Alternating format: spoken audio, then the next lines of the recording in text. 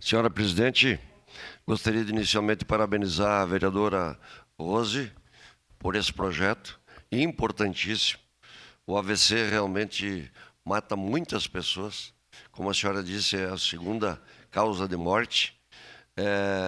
Ele atinge mais os homens. Ele geralmente se dá por entupimento dos vasos ou rompimento dos vasos.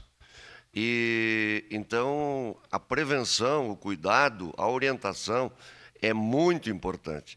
Há vários tipos de AVC, há o AVC hemorrágico, o AVC isquêmico e outros AVCs.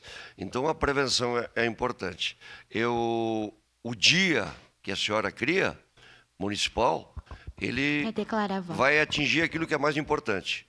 É chamar a atenção das pessoas para a prevenção.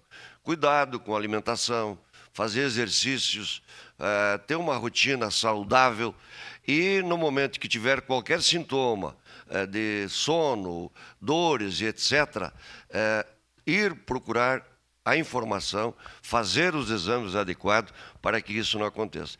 Eu vou falar, não vou querer me esnobar com isso, mas eu, felizmente, não tomo nem o medicamento e tenho cuidados. Eu tenho o prazer de passar essas informações para vocês, mas nem por isso eu me descuido, seguidamente faço os exames de rotina, faço o acompanhamento, porque é assim que a gente consegue prevenir o AVC, que ele, com certeza, além da morte, deixa muitas sequelas e muitas pessoas vão ao óbito. Parabéns pelo projeto.